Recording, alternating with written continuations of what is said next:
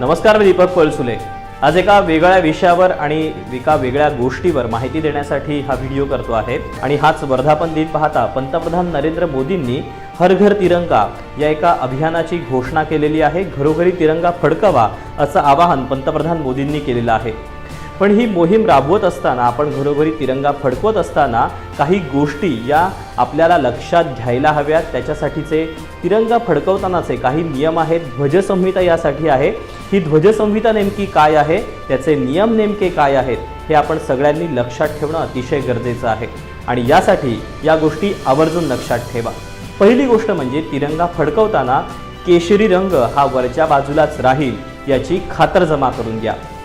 दुसरी गोष्ट, हे अभियान जे आहे ते 13 ते 15 ऑगस्ट दरम्यान राबवावं असं पंतप्रधान मोदींनी सांगितलेलं आहे। त्यामुळे 13 ते 15 ऑगस्ट दरम्यान तुम्ही जर घरामध्ये हा तिरंगा फडकवलेला असेल तर तो रोज संध्याकाळी उतरवण्याची आवश्यकता नाही। यासोबतच सर्व कार्यालयांनी ध्वजसंहिता पाळावी असं देखील यामध्ये सांगण्यात आलेलं आहे।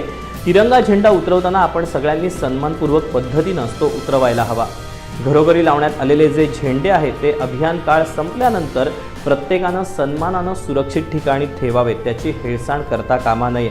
अभियान कालावधीनंतर जो झेंडा आपल्यापर्यंत पोहोचला असेल, कोणी दिलेला असेल किंवा तुम्ही स्वतः जरी घेतलेला असेल तरी तो कुठेही फेकू नका। याशिवाय अर्धा झुकलेला, फाटलेला, कापलेला झेंडा कुठल्याही परिस्थितीत कुठेही लावला जाऊ नये। हे असे काही नियम आहेत। पण हा तिरंगा झेंडा नेमका कसा फडकवाल? काठी, रॉड, कुठल्याही झाडाची फांदी किंवा घरातल्या वस्तूंच्या साधनांचा वापर करून, उपलब्ध ज्या वस्तू असतील त्यांचा वापर करून तुम्ही हा तिरंगा फडकवू शकता। कुठे फडकवाल तिरंगा झेंडा? तर गॅलरीमध्ये फडकवा, दरवाजावर लावा किंवा खिडकीवर लावा। पण हा लावत असताना तो उंचीवरच आहे ना याची खातरजमा करून घ्या। कारण की तो आभाळाकडेच फडकणारा आपला तिरंगा असला पाहिजे। कारण तो आपला राष्ट्रीय ध्वज आहे आणि राष्ट्रीय ध्वज हा आपल्या देशाचा मान आहे। त्यामुळे त्याचा मान राखणं आपण सगळ्यांनी अतिशय गरजेचं आहे। कारण की जर का तो मान राखला गेला नाही तर तो अपमान होतो तिरंग्याचा आणि याच्यासाठी ध्वजसंहितेच्या नुसार तुमच्यावर कारवाई देखील होऊ शकते। त्यामुळे घरोघरी तिरंगा फडकूया, राष्ट्रीय चेतना आपल्या मनामध्ये जागूयात आणि स्वातंत्र्याचा अमृत महोत्सवी वर्ष आपण चिरायू करूयात। धन्यवाद।